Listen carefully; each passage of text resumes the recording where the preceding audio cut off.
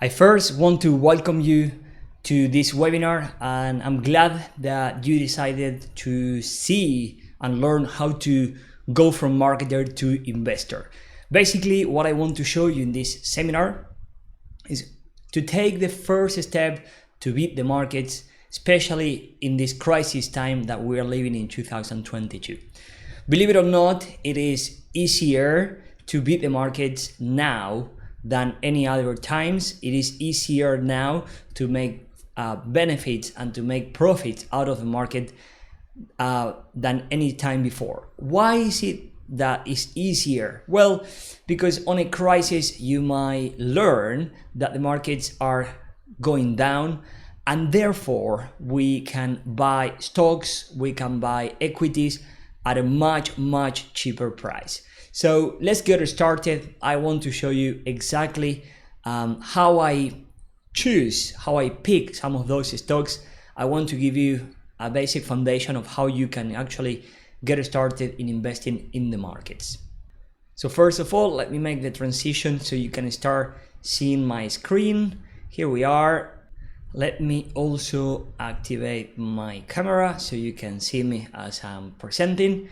And as I said, well, this is the focus, this is the goal for today, to go from marketer to investor.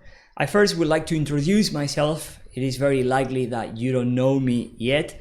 My name is Fede Bustos. I'm from Argentina, and I started investing in the markets 14 years ago. My first experience wasn't that great. I started trading, I started investing in the markets without any experience, without any knowledge whatsoever. That was in 2007, and I was buying Apple shares. Everything was great, I was making money out of the blue. I will wake up one day and I will have extra $300, $500, and I didn't know why. You never ask yourself, why are you getting more money? You're not concerned until you start losing money. And if you figure it out, I started investing in 2007, and you might remember what happened in 2008. Not only did I start losing my profits, but I also started losing my capital. I invested around $10,000 back then, and my capital went down to $3,000. I couldn't take any more pain, and I decided that I will close my account, I will close my trades, and I need education. That was my outcome. That was my conclusion. I needed education. Since then, I keep on educating myself. I certified as a technical financial technician in London by the Society of Technical Analysis. I'm an author of 2 books, one for trading, one for cryptocurrencies. And I've been published in some blogs and radio stations as well. So let's get started. I'm gonna turn the camera off so you can fully focus on the presentation. The first thing that you need to trade the market is a strategy. I wish I knew that back then in 2007. I had no idea, but that was my issue, that was my learning curve, as you might imagine. So first, if you don't have a strategy, do not trade the markets. If you don't know why you're buying, if you don't know when to buy, that is because you're lacking of a strategy, and therefore you need one. So part of the process that we're going to learn today is to learn how to develop that strategy. What is a strategy? A strategy is an advantage that you have over the market. I was talking with Patrick a couple of months ago, and we were having a conversation. I said, Patrick, the prices are cheaper. When you look at the average numbers and the fundamentals of companies, you can say that the markets are cheaper, and therefore you're having an advantage. You have an advantage because you have a plan of action. You make decisions, and you try to achieve the best possible results. So I'm going to show you a strategy today. Does it mean that my strategy is the only strategy and or is the best strategy? And the answer is no.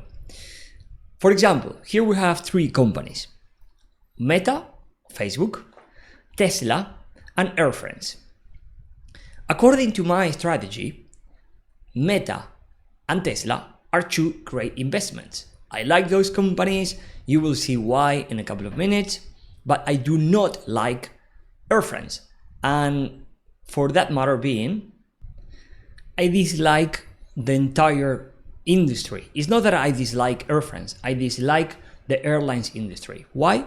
Well, according to my strategy, Meta and Tesla, for example, are companies that produce high return on their revenue. Basically, they keep a large amount of percentage from the revenues until you go down all the way to the net profits. Saying it the other way around, they have large net profits compared to the amount of revenues they have. However, Air France and any other airline, they basically have a much lower net percentage of net income compared to their revenue. Does it mean that nobody buys Air France shares? Nope. There are people out there that they do like airlines shares. They have a strategy, they like it, they follow it, and as long as they make profit, good for them. Why I don't like them? Well, because when you have a low percentage of net income, basically these are riskier companies, and therefore they are more likely to be affected by crisis times. You know, this is one of those companies that as soon as the crisis hit, people stop buying tickets to fly to their countries and on vacations, and because they have a very low percentage of net income compared to their revenue, they start going in a loss in a much quicker pace than any other company. So the next question we should ask is where you should invest. Well, there are different kind of investments. And this is the question number 2.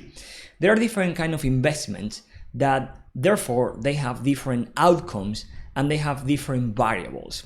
Number 1, we have one kind of investment which require very little active analysis, which means that you don't have to be in front of the computer all the time. They involve a medium to low risk environment. They don't have much volatility, and you do have profits, but those profits are not that big. However, this is not bad or good. This is just a profile. This is just a way of investing. The other way of investing is where you have a more active analysis, where more risk is involved. Therefore, there is more volatility, but if you are good at it, you can have better profits. When I relate to this kind of investments, I'm relating more to investing in the medium to long term. When I relate to this kind of investment, I relate more to the medium to short term. Therefore, when you see this graph, we have here the different type of investments that you will find. We will go from bonds, where they give you a fixed rate of 1 to 3%. Then you can invest in index funds, where you will have a return on average of 8 to 11%. Then you have different kind of investments which are not index funds, and these are different type of funds where, for example, you can invest in the technology sector or the pharmacy sector. And therefore, if you're good at picking these type of funds, you can have a much larger return, as you can see. But if you take the time to manage your own portfolio, to analyze your own shares, you are likely to have a much better return, because you have more flexibility than the investment funds could have. Therefore, for example, if an investment fund wants to invest 20% of their funds in Google shares, for example, they can't. They are regulated, and by law, they have to follow these risk management rules, law, you name it.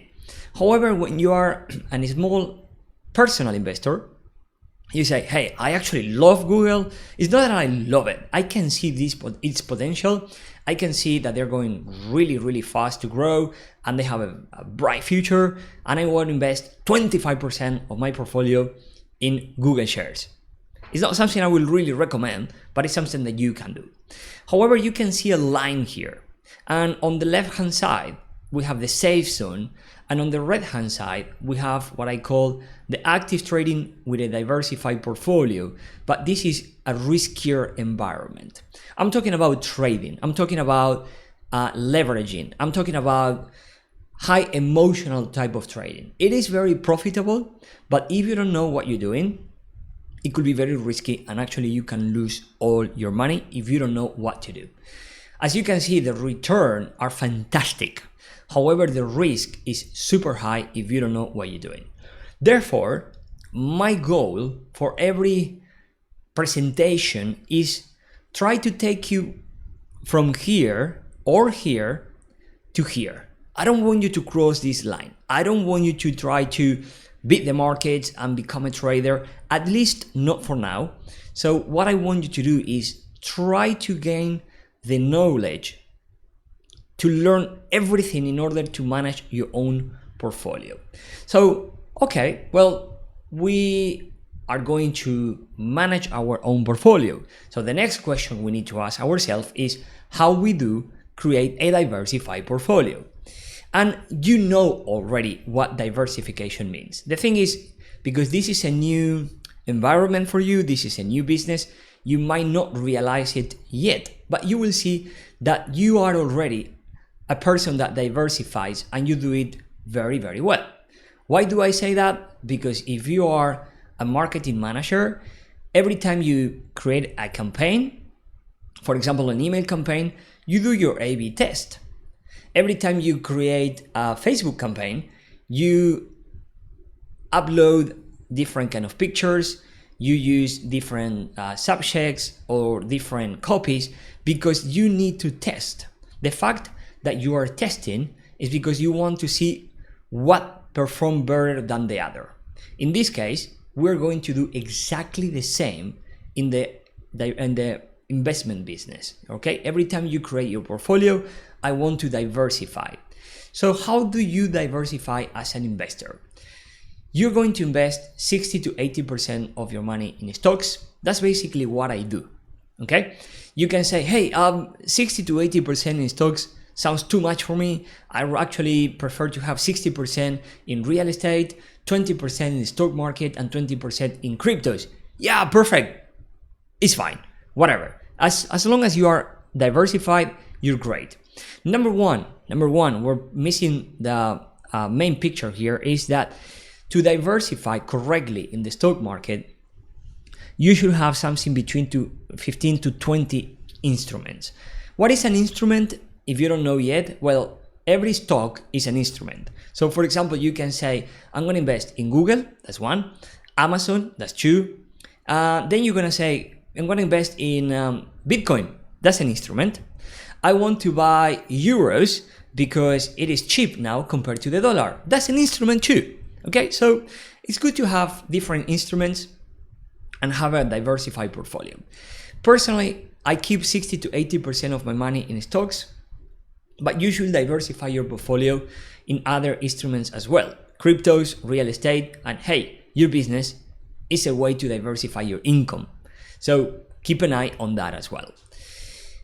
Then, what else I want you to know? And as you can see, I got market sectors and capitalization in red. I want you to keep this in mind.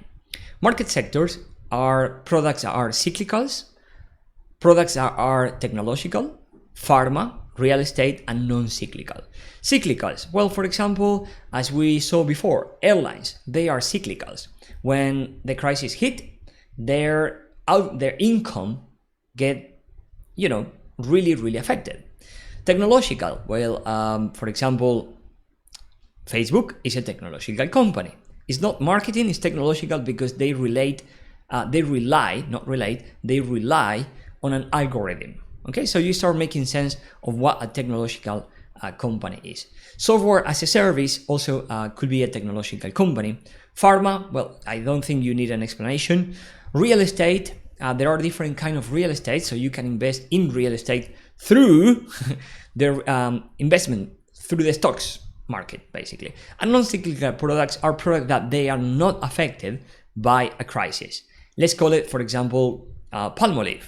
This is a company that, regardless of a crisis or not, you're gonna have a shower every day, you should. You're gonna brush your teeth every day, or you should. And therefore, so these companies that they sell day-to-day products are called non-cyclical because either with a crisis or not, they keep having a very steady revenue year by year. Capitalization. This is also a great knowledge about how to diversify your portfolio. There are companies that are called small, medium, and large cap. Capitalization is also known as market capitalization. Basically, a company that has a, how can we say it clearly? For example, equity, that's the word. Okay, capitalization is how much money the company owns, net. So saying it in other words, that will be equity. There are companies that when you add all those equities, their market cap, their capitalization, their equity is all the same, is about, let's say, 10,000 millions.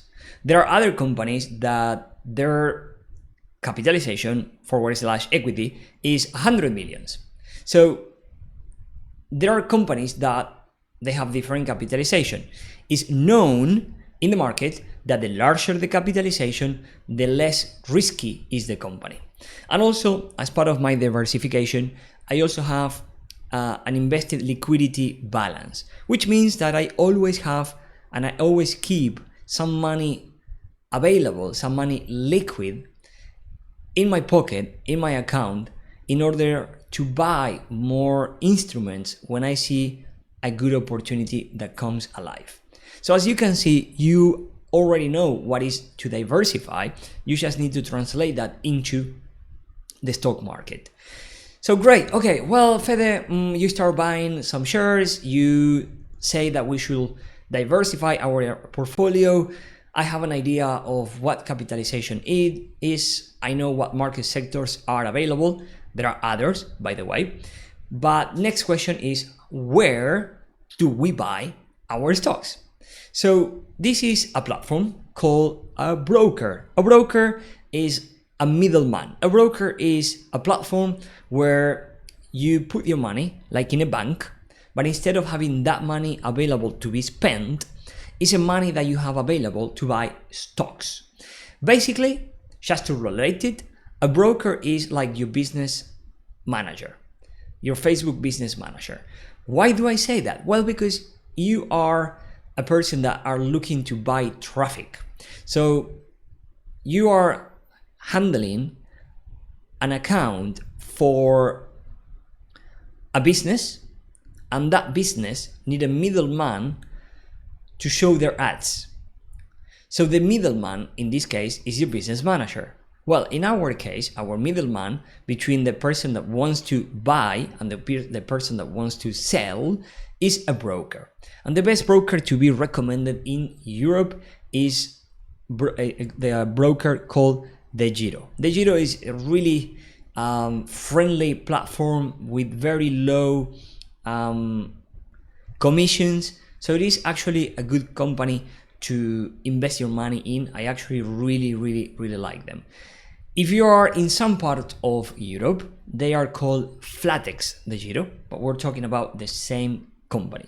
And to open an account with them is very easy. You just go to degiro.com or flatexdegiro.com and click on open an account, and they will ask you for some papers like, proof of ID, proof of address, pretty much the same things that you will do to open any bank account or something similar like that. But this is where we're going to start getting very serious about the presentation, because now we know that we need to diversify our portfolio. We know where to go to buy those shares, but hey, how we pick those shares?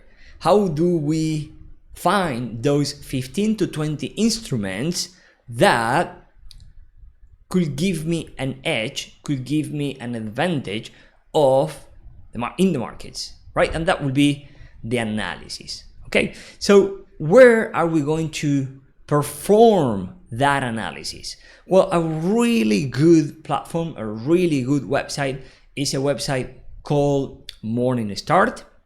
And as you can see, Morningstar logo is there. It's a free website. Even when it says get 14 days for free, they actually give you some extra information that we don't really need. So you're gonna be totally fine with the free version of Morningstar. This is where I do, I would say, 70% of my analysis. So simply, you go to morningstar.com, you type the company that you're looking for. In this case, I was typing Meta, Facebook. So you just click on it and you will find a page that looks like this. So you see we're looking at Meta Platform, Inc., Class A. The price of the share is $200. The price went $1.42 up for the day. And if I want to look at the charts, that's where I click. But for our analysis, we're going to click on key ratios, and then I'm going to click on full key ratios data. When I click in there, a window like this will pop up. What is the bad news about it is that, as you can see, you have a lot of information in there, and for every little tab that you have in here, you have more and more and more information. The good news is that we don't need all of them, at least to start. And the other good news is that I'm going to show you how to read that information in the easiest possible way. To start, just look at every column. Every column represents a year. That is 2012, 13, 14, 15, and so on. Okay? TTM, that is trailing 12 months. Basically, the TTM, as you can see here, you are actually looking at numbers from December 20 to December 21. Here on TTM, you can compare, for example, the numbers in July 20 to July 2021. Okay, so you can compare the last 12 months, trailing 12 months. So every column represents a full year of business. And as you can see, we got different numbers. We got revenue, gross margin, operating income, and so on. So what I want you to do is start looking at these two numbers that for me are the key filters of keep looking at the company or discard the company. Disregard the company and say, hey, this is not good for us.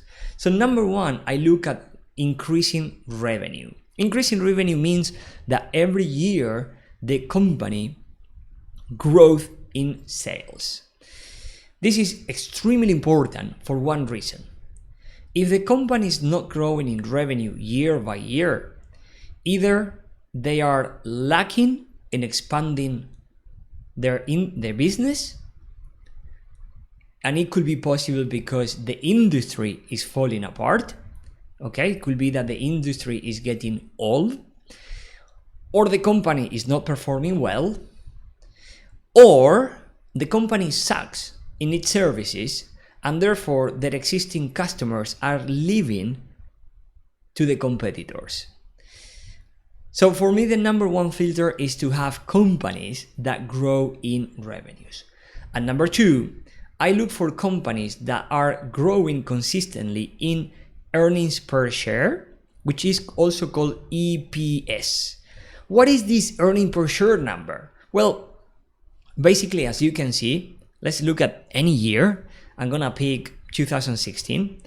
As you can see, Facebook, for every 27 billions they make in revenue, they keep a net income of 10 billions. When you get that net income divided by the amount of shares the company has, you will end up with the EPS. Basically, it is a way of measuring all these numbers together and knowing if the company is actually growing in earnings, in profit for every share they have in the market. Instead of you analyzing all the financials of the company, the earnings per share give you an idea that the company is actually having more profit for every share they have out in the market. Make sense? So either if you fully understand it or not, the number one thing is revenue, the number two is earning per share. Obviously, because of crisis, I could be a little bit flexible with these numbers. Basically, Meta is a great company, in my own understanding, and they keep on doing well. But let's say, for example, Meta in 2020, they had a revenue of 69 billions. Hey, that is actually a number that we can forget. This is actually a little mistake, or not mistake, but a little downside of the company that we can forgive. And the same for the EPS. But look how great is this company that even in the middle of the crisis, they are performing excellently and they keep on growing. So there are companies that they don't grow that fast, that they don't keep on growing in the financial crisis. My question is, if you have companies that they still grow during the crisis time, why will you invest your money in companies that are not as great as Facebook or Meta? Make sense? So number one, you can check General Motors, that even before the crisis, they were not doing that great. Look, 2016, they did fantastic. If you compare it to 15, they did great. They increased their revenue in 14 billions. However, in 2017, they went down to the lowest numbers that we have in here. They tried to recover in 2018. They did-ish, but they failed to do so in 2019. And you can see how actually they got very hit. They actually got punched in the face in 2020 with the crisis. This is a cyclical type of industry. In fact, if you look at the earnings per share, there were times where they have negative earnings per share, meaning that at the end of the financial year, they end up in a loss. Hey, I don't know what you're doing with your company, but if your revenue is 145 billions and you end up losing 3.8 billions, you are not doing that well. Do I want to find out why? I don't care. I just look at something else and I just keep on trying to find a better investment. I'm looking to find a better company like Meta. So, hey, well, Fede, this is great, but do I need to look for every company that I'm interested for revenues and earnings per share in growing numbers year by year? Yes, you can, but I have a gift for you. And that is basically a platform that will do most of the work, most of the duties for you.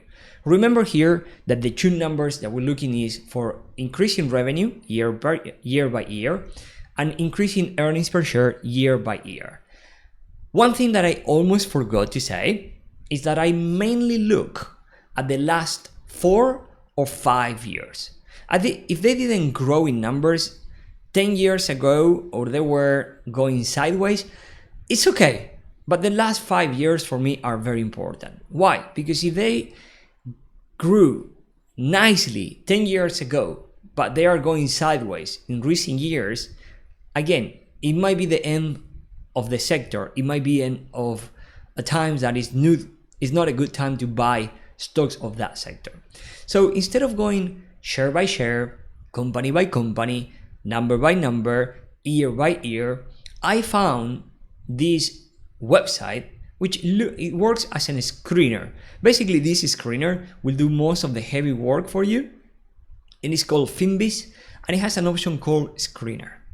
So you can actually go in there and filter companies according to your needs, according to your strategy that we're starting to learn right now, which is increasing revenue and increasing EPS or earning per share. You also remember that a few slides ago, I shared with you that we should diversify our portfolio by market capitalization and sector. Do you remember that we were talking about cyclical, non-cyclical, pharma, real estate, technology, and so on? So you look at this. This screener starts with 8,500 shares. Damn, that's a lot of shares to look at. So when you start using this screener, the first thing that we're going to do is click on fundamentals. And when you click in there, you have something pretty good in here. Number one, remember we start with 8,500 shares, and you can ask the screener to filter companies and only show you companies that they have sales growth for the past 5 years. Boom! So basically, this screener will only show you companies that are performing according to our strategy. Not only that, but you can also filter companies that grow in EPS for the last 5 years. That is actually fantastic. So how can we use these screeners? Number one, we're gonna focus on sales growth, and a company that grows over 10% is already a fantastic company. However, we're gonna filter over 15%. We're gonna be a little bit pickier, and this is a great number for a company that is actually growing at a much faster pace than inflation and any other number that actually outperform the stock market. Okay, so 15% is the best number to filter. And number two, we're gonna pick the EPS growth, and for that number we're gonna pick over 10%. So remember, 15% for sales growth in the past 5 years, and EPS growth over 10%. So what is gonna happen now is that the screener will show you 666 shares. That is still a large number, but we actually got rid of over 90% of the shares that were out there. So we are already doing fantastic in here.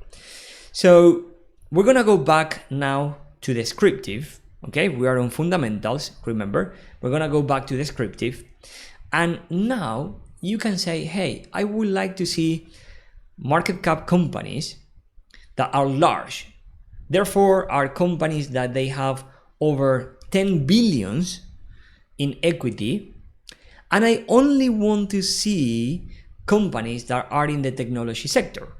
So now we go down to 32 shares, and maybe you start finding yourself very familiar with some of these companies, such as Adobe, Salesforce, DocuSign, maybe Fortinet, maybe GoDaddy. These are companies that, as you can say, well, AMD, I almost forgot that one. As you can see, these are companies that you know, and they pass our filters, and therefore you say, hey, I actually, I use Salesforce, or I use GoDaddy, or I use Adobe, but I didn't know I can invest in them and actually put my money to work with these companies. So yeah, you can actually find the market cap and go from large to medium. You can change the sector and go from technology to the pharma. And even if you don't fully know the pharma sector, you can start picking shares that are doing great because they pass our filters. Having said this, it is not something I will fully recommend. It's like, yeah, just pick 20 random pharma sectors, pharma stocks that they are performing great, because I'm actually a supporter of fully understanding the sector, fully understanding the company that you are investing in. Okay, so at least you can start finding companies that maybe you are finding yourself very familiar with. So this is a great way to start looking for shares. This is a great way to start looking for companies that you can start investing. So I wouldn't end up my presentation by not giving shares that I really, really like. These are companies that I own in my portfolio. These are companies that they have great potential for growth in the next few years. Number one, Meta. Facebook has been downside in the market and it's actually very, very cheap to buy. However, the numbers of the company are fantastic. They are heavily increasing in revenue, in net profit, and I think it's great. Alibaba as well. They are low, they are cheap at the moment. And the reason is because there are some issues with the Chinese government, and most of the Chinese companies are down in price, down in the stock price. However, when you look at the fundamentals of the company, they are doing fantastic. The company in itself is growing and growing year by year. Infosys is another company that I love. This is pretty much the 4-hour work week book in the stock market. Why do I say that? Well, if you remember the book, if you read the book, Tim Ferriss says that he set up a company. He was selling products. He was selling workout supplements like creatine and glutamine and protein and all this stuff in US, right? He was making revenue in US, but he hired people in India, cheaper salaries, right? And he was making a really good profit. So Infosys is the similar version, and when I actually found this company, I loved it. They are an IT company. They provide support, and they have their customers in US, but most of the IT people are located in India, which means that, as you might imagine, they make a great profit by selling their products or their services to the US, but hiring people back in India. And lastly, but not least, Tesla. Tesla, for me, is the main company out there. It is the brand that every other electric car is looking to imitate and outperform. Everybody wants to be like Tesla. Everybody wants to beat Tesla. In fact, not only that, but when I do a research, I talk to my customers and I say, hey, if money wouldn't be a problem, or every car costs pretty much the same, which electric brand will you go for? And the answer is pretty clear. Most of the people go for Tesla. So not only that, but the electric car industry is booming. The electric car industry is receiving money from the government in order to push people to make the transition from the regular cars that we use these days to electric cars. So this company has a fantastic future. So this is the main reason why I think these are 4 shares that you should buy, that you should have in your own portfolio. Remember, this is the beginning. This is a way of starting to create your own portfolio. This is a way for you to start creating your first step into the investment market. But remember, we need to learn more in how to filter those companies, not only by revenue and EPS, but also it's important that we start learning also how to buy and have different shares in our portfolio. So I hope you enjoy. I hope you have a much clearer vision of what you need to know and what you need to do in order to invest your money.